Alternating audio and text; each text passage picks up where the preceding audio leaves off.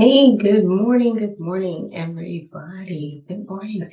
This is Dr. Jackie Nichols, and I'm coming here live to you guys for Unfiltered Vision News. Sorry, there was no intro to be played. That's just how they're doing me right now.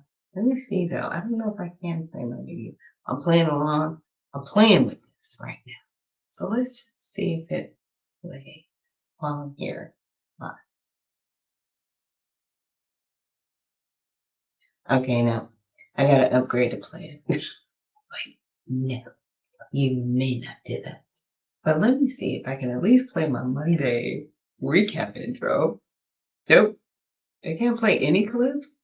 Like this is just wrong. This is wrong. Okay, but at least I'm here live. Yeah, I'm trying to do the live thing. I'm not really ready to upgrade yet. Again, to StreamYard. I just want to see how this goes. If anybody joins me here this morning, if there's any warning, because I didn't preset the show, so nobody kind of knows I'm here unless it reaches out to my viewers. So, good morning again. Thank you so much for joining me here on Unfiltered Vision News, bringing you the news unfiltered Monday through Friday. And today is Recap Monday. I know I was off last week, had to relocate my office. Hopefully, everything looks better to you guys. It looks better to me. I like it. I'm happy about the move. And I wanted to get into some news because, yes, I was away, but I was still trying to get my ear to the ground. It's like, what's going on? So I know this redistricting thing has just been like setting it off. Everybody is losing their ever loving minds. I mean, just right. Just like calm down, calm down. I think you're happy. But let's check this video out from CBS Evening News. Political battle over redistricting. Democrats and Republicans had been in a stalemate to win the House midterm maps.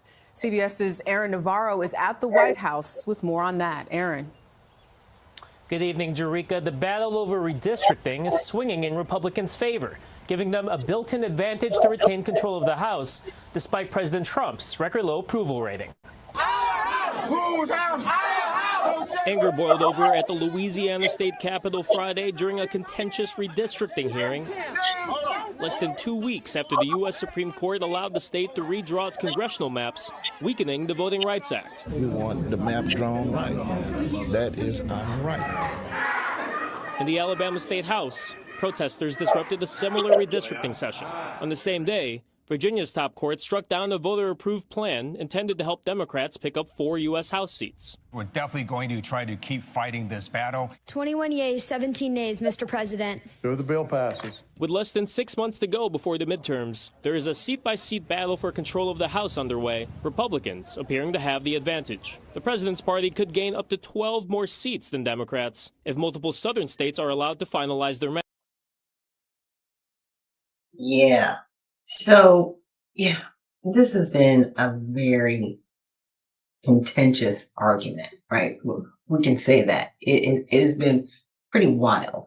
And so I just wanted to jump into the conversation because I'm telling you, I went off last week and I was like, oh my gosh, all of these things are happening all at once. Okay. So I went back and I was like, okay, let's check out the voting rights, right? Let's go back to, I should say, the beginning, right? So it was regarded as one of the most effective pieces of civil rights legislation in U.S. history. President Lyndon B. Johnson signed it into law August 6, 1965, in direct response to violent suppression of Black voters in the South, notably the Selma marches and Bloody Sunday. Its core goal was to enforce the 15th Amendment, which prohibits denying the right to vote based on race by banning discriminatory practices that kept many African Americans or American Negroes, I prefer that one, I prefer that term, and later other minorities from registering and voting. So the intent, let's go back to the intent of the law. The intent of the law was to protect emancipated slaves, right? And their descendants, so they can now vote in peace. Again, let's just talk about how we have a First Amendment that says all men are created equal, but then we have to have civil rights to protect a certain segment of people. It's stupid. It's stupid. I'm telling you right now, it's dumb. It creates unnecessary arguments. It creates an unnecessary rift. Either we are all created equal or we're not. That's it. But when you inject civil rights, you are always injecting a way to demonize people, right? Keep a subclass of people because oh, well, I guess we have to give you rights because you need to be protected. No, I need to be equal with you. But that's not what people want. They don't want that. They don't want people equal.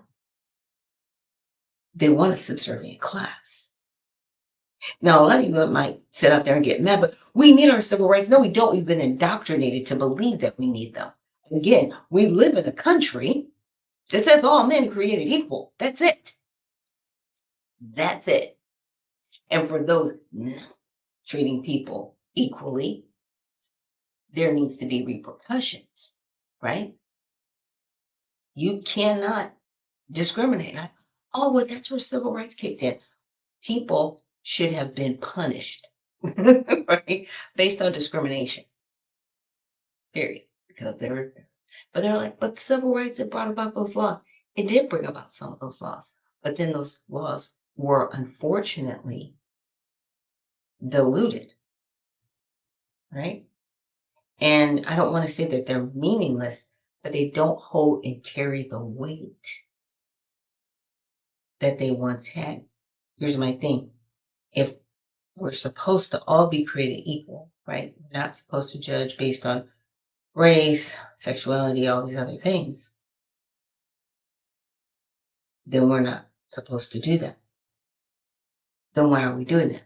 Because we injected civil rights and you were able to fragment the equality that we all should have because we're all created equal, right? Yeah. We'll one day get there. One day. That's my. But back to this, the Civil Rights Act. So, and this other minorities, it's stupid to me. It was written for one specific group of people, and that's who it should belong to, not everybody else. Stop your nonsense. Anyways, so the law has two main types of protections: general, which is nationwide, and special, targeted at areas with the worst histories of discrimination. Okay, and you could say it's the South. And there might be some places in the North as well, right? So Section 2 is a general nationwide ban.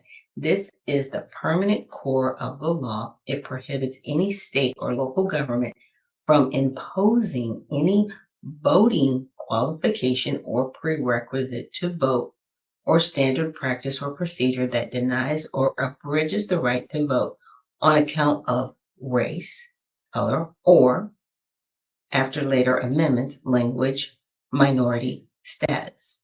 It applies everywhere in the United States and allows private citizens or the Justice Department to sue, originally focused on intentional discrimination, right?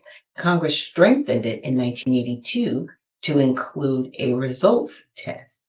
Discriminatory effect matters, not just intent, using the totality of circumstances to assess vote dilution, cracking or packing minority voters in redistricting so they have less chance to elect their preferred candidates.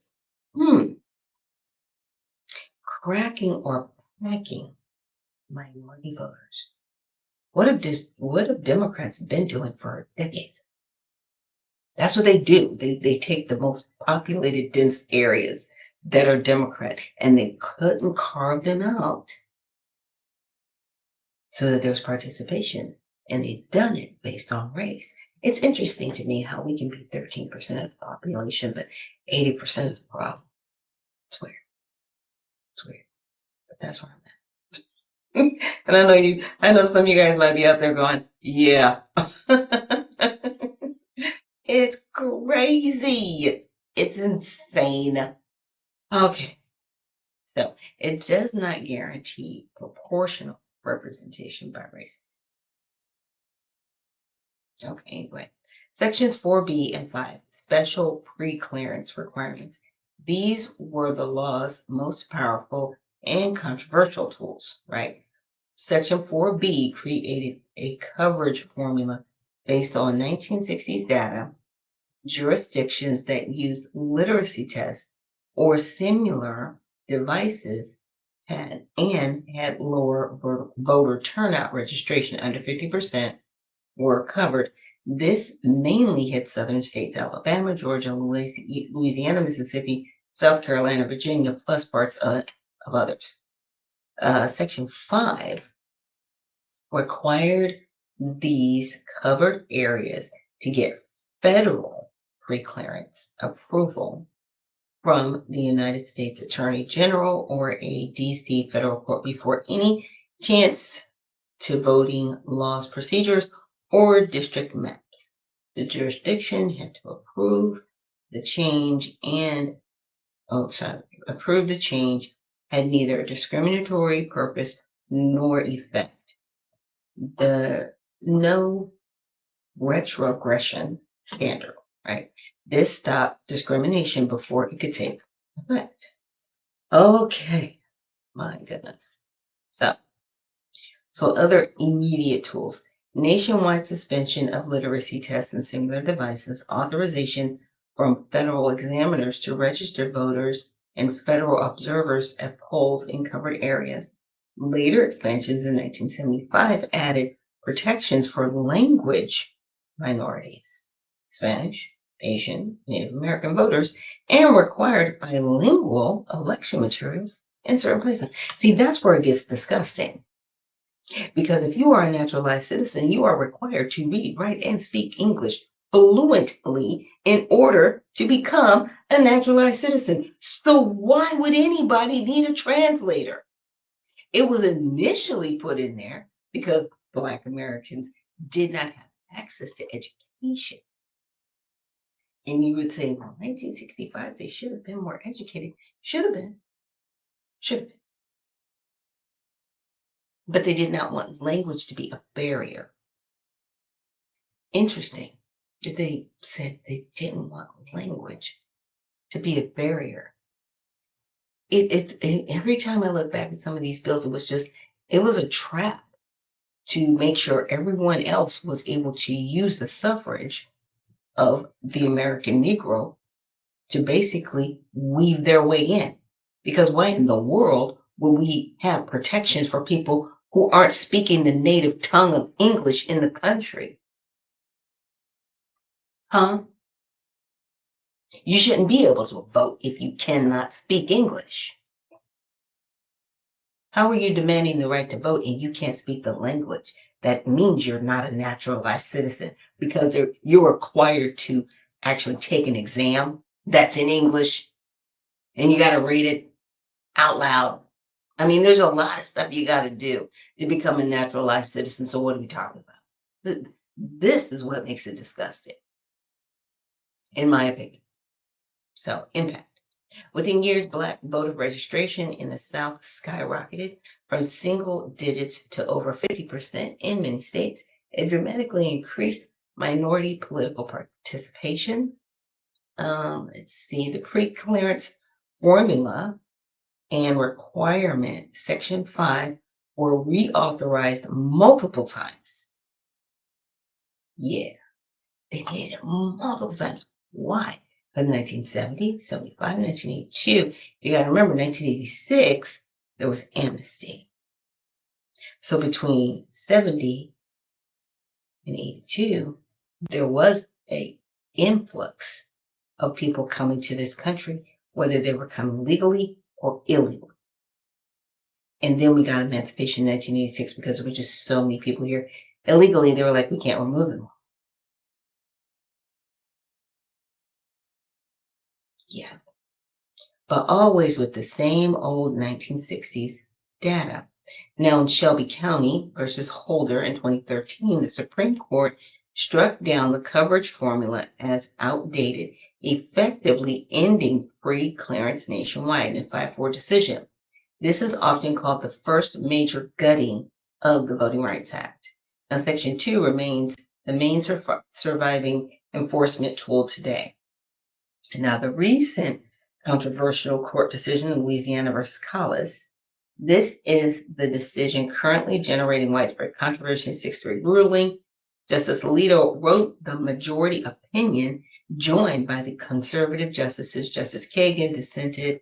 I'm joined by Sotomayor and Jackson. The court struck down Louisiana's 2024 congressional redistricting map that created a second majority Black district. Louisiana had drawn the map after lower courts found its previous map diluted Black voting strength in violation of Section 2 of the VRA. So that's interesting because, like I said, they keep going back and forth with the race game. So let's just see. So drawing the second majority Black district constituted an unconstitutional racial gerrymander. I thought we weren't supposed to be doing these things based on race. I thought you couldn't discriminate based on race, but you're doing the maps based on race. It's really weird. Like I said, to me, those are the weird parts.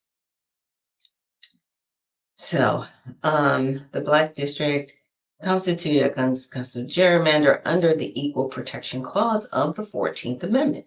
Race had been the predominant factor in drawing the redistrict, which triggered strict scrutiny. So even though the map was drawn to comply with Section 2 of the VRA, satisfying Section 2 does not automatically provide a compelling governmental interest that justifies race-based districting. The majority said Section 2 must be interpreted to avoid colliding with the Constitution's prohibition on using race as the main factor in redistricting. Like you cannibalize yourself. This is cannibalization of legislation. Because in one breath, you're saying, hey, we need to protect people that look like this. And in another place, it's saying, well, you can't use that for just how you look. I'm telling you, the race game is crazy. It's crazy. Very interesting. But we need to stop playing the race game because, again, we are in a country that has a First Amendment that says all men created equal. Why do we need so much?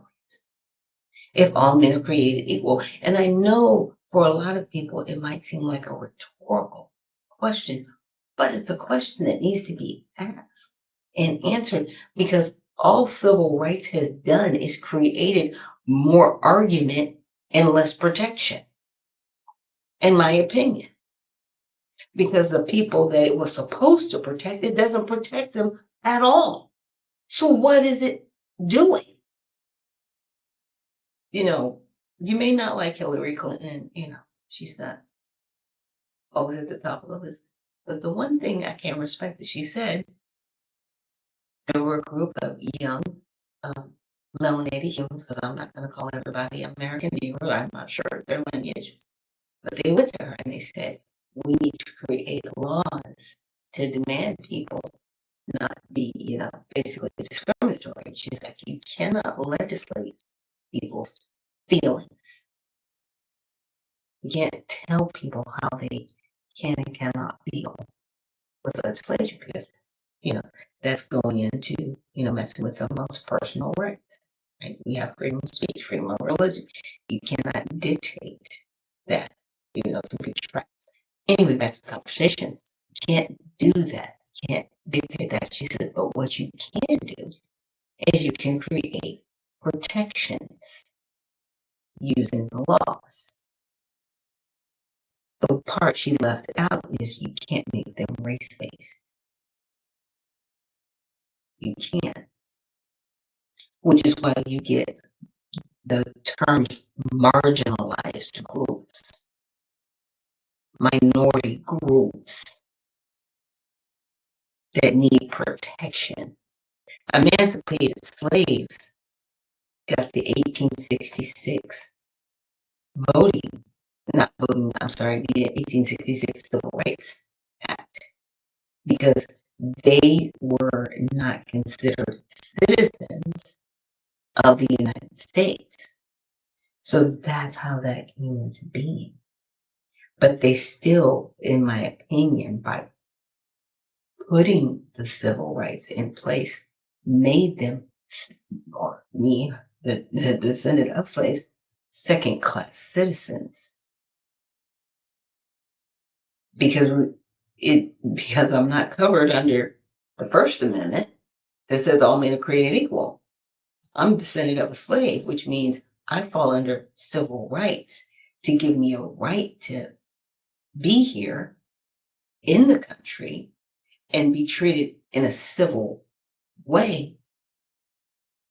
But the Constitution, that part doesn't apply to me. You know what I'm saying? Like, either it is or it isn't. And that's the difficult part, because right now it isn't. And we're seeing it all crumble and fall apart because it was never built on a solid foundation of actual trust and respect in this country. Very, very sad, very sad.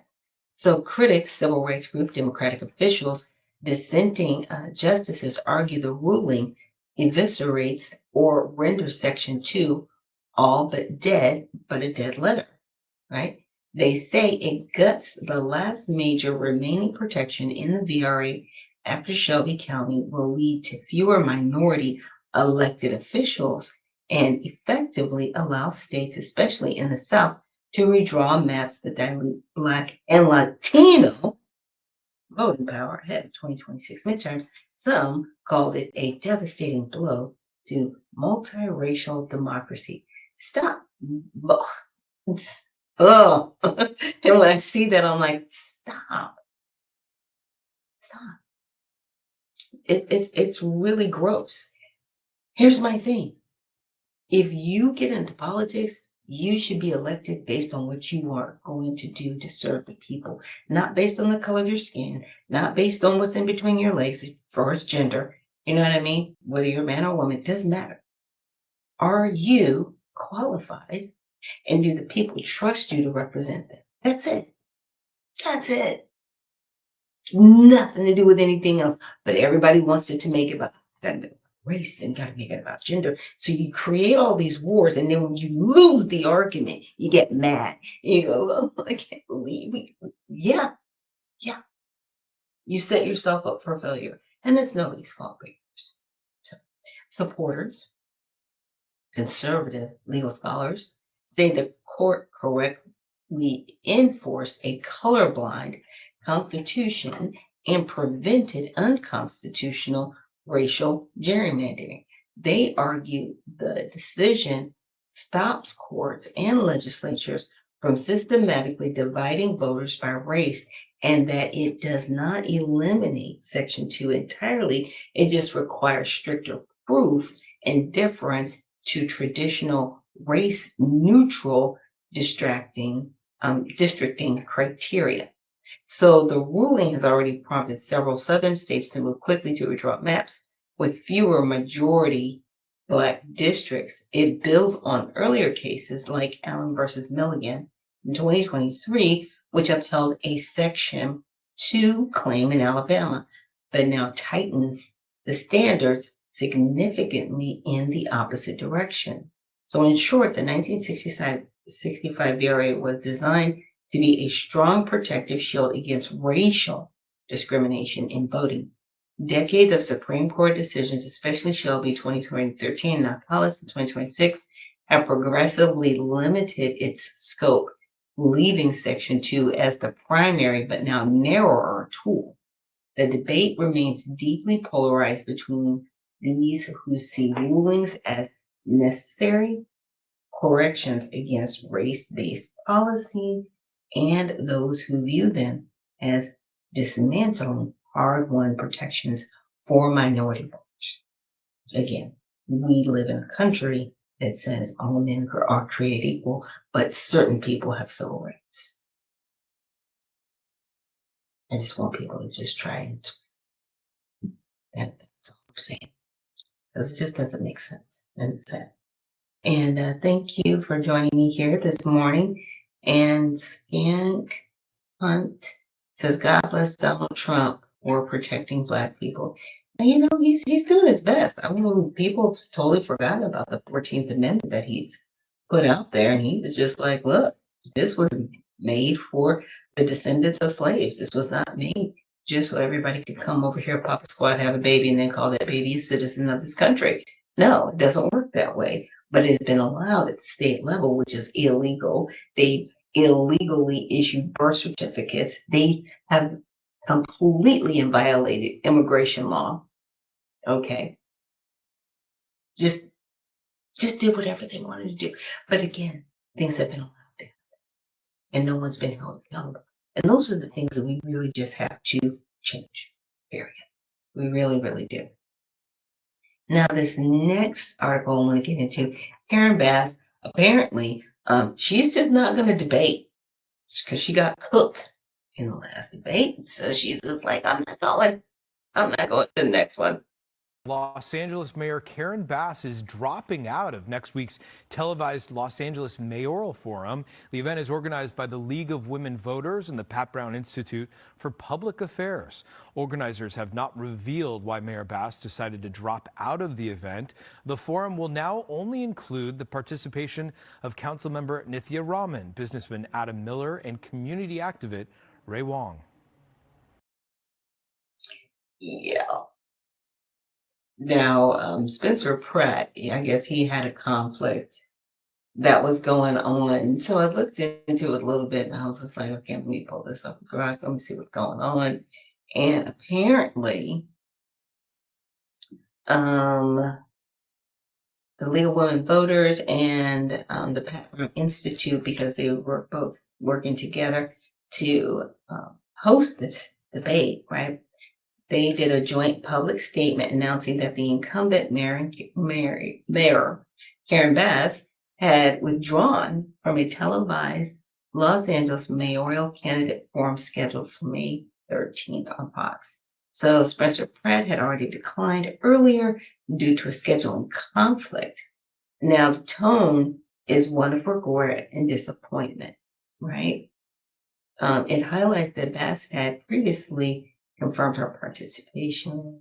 It's weird, really weird, because again, Karen Bass, if anybody was watching the last debate, I think it was just Karen Bass, the other lady, that's the other Mayor Pro Tem, and then Spencer Pratt.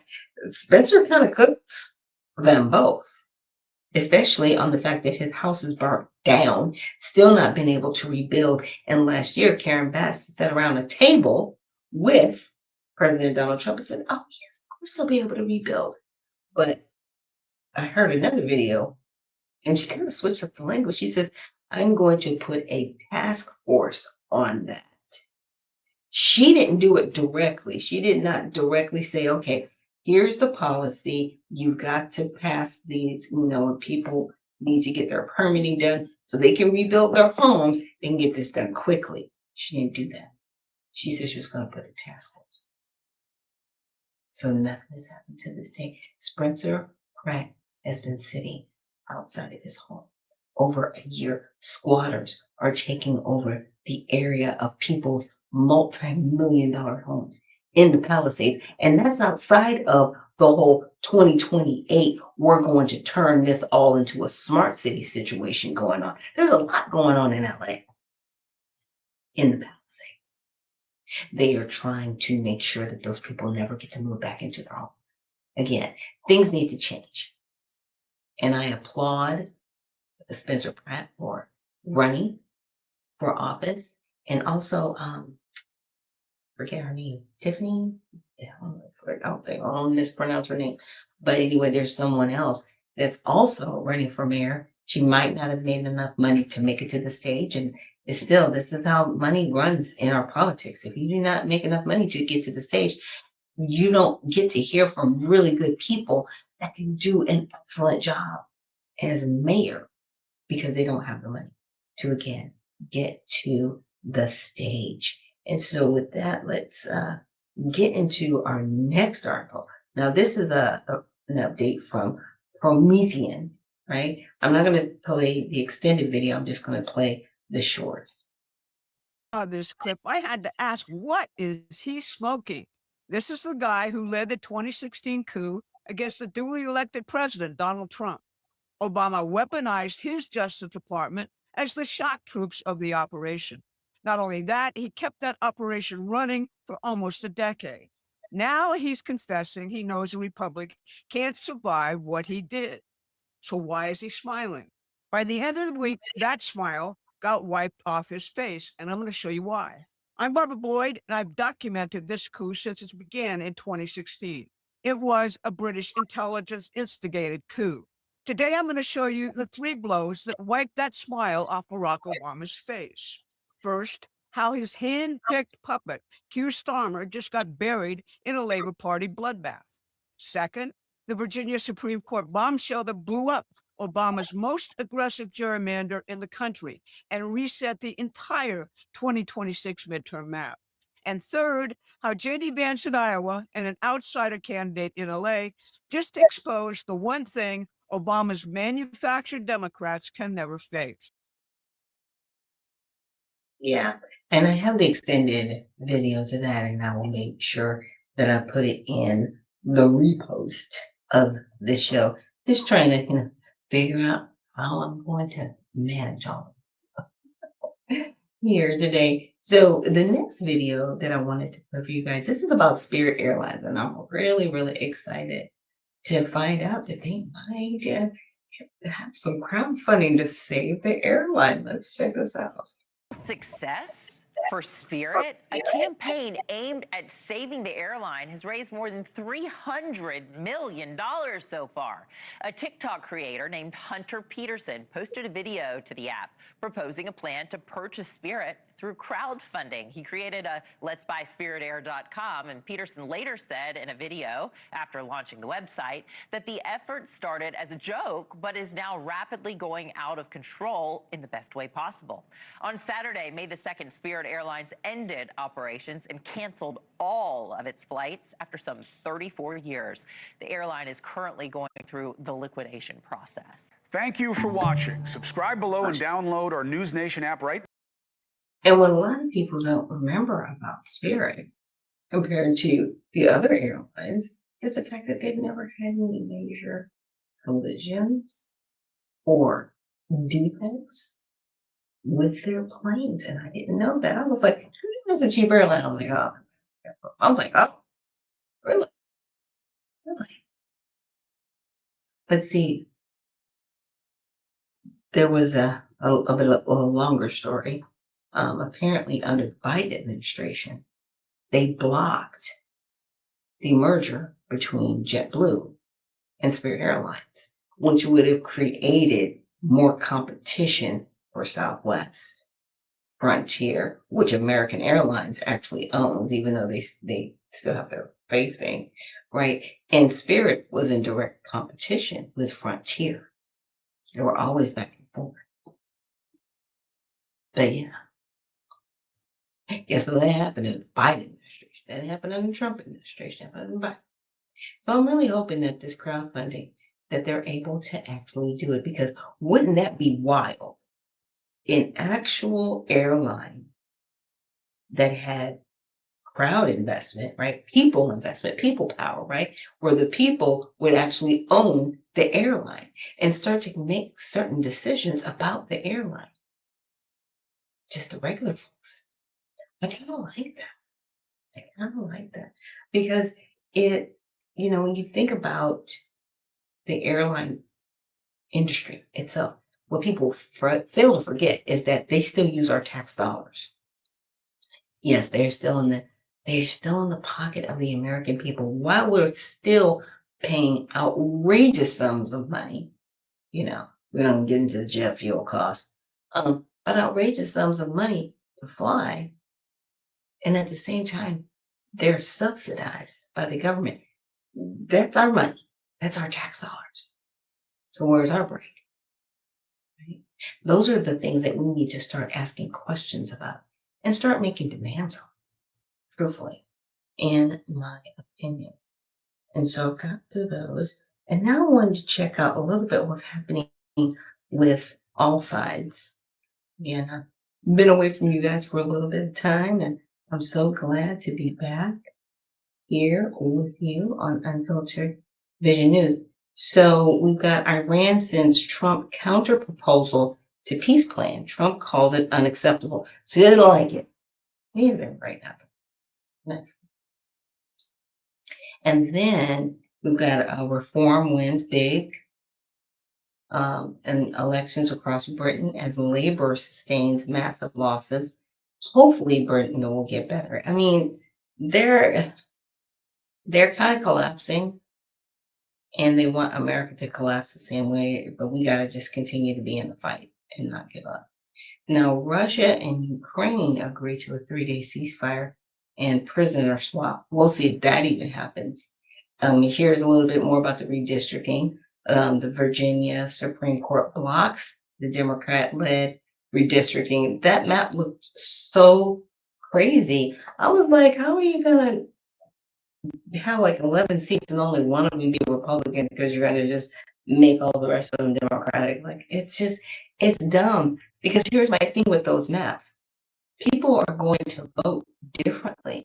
So redraw the maps you want to. But what happens when those maps flip to a different party? What are you going to say then? You're going to take away the power of that party when people say, this is the person that we want to represent us? And it's really interesting with Democrats because as far as they're going so hard going after Republicans, and even Republicans are going hard after Democrats. This is both sides. They just act like there shouldn't be fair representation. I'm like, people should be able to vote based on who they want to represent them, regardless of the party that they are with. Wow, shocker. Such a concept, right? Hey, JJ1989, good morning, please and blessings. Thank you. Happy belated Mother's Day. Welcome back. Thank you so much.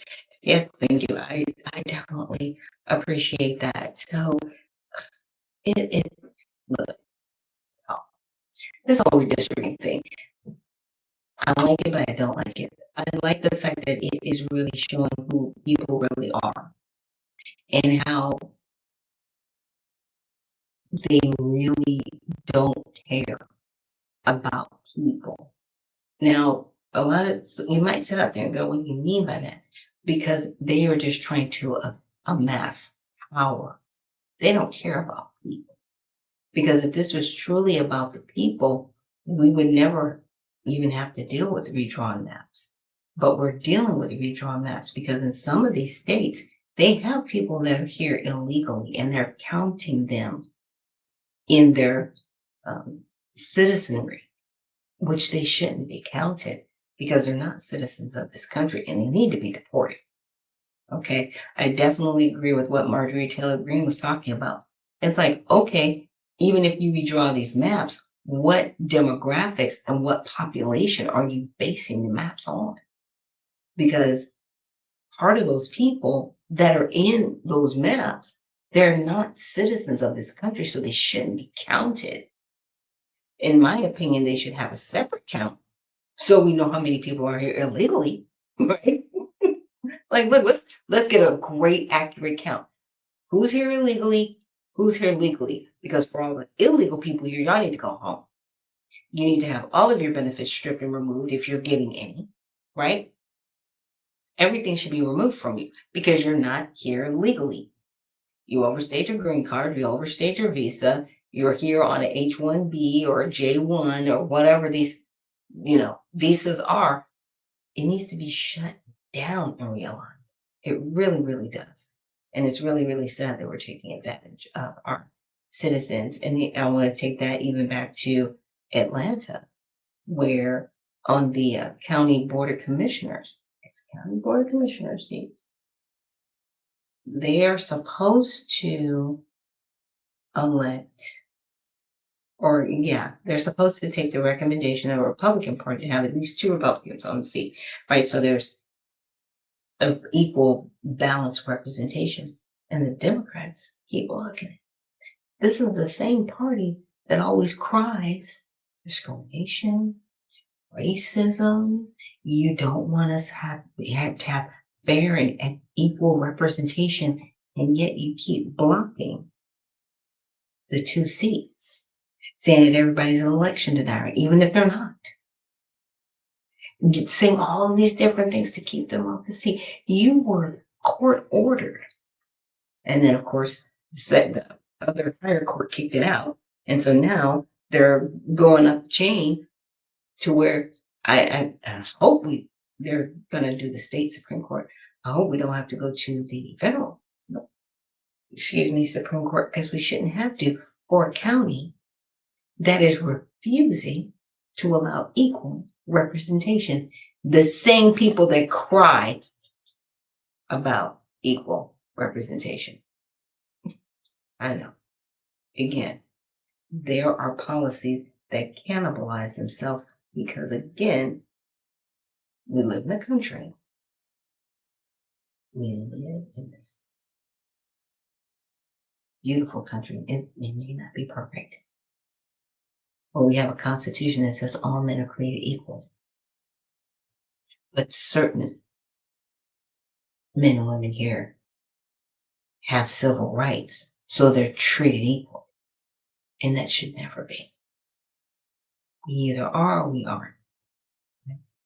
So thank you guys for joining me. I'm going to build back up to going back to my 2-hour show, but I just wanted to try this out for today to see if it actually streamed on YouTube, and it did, because you guys came and you joined me this morning. Thank you, Skank Hunt and JJ1989 and everyone else out there who joined me this morning on Unfiltered Vision News. So we'll be back tomorrow with Tell It All Tuesday. So remember, stay well, stay focused, and stay unfiltered.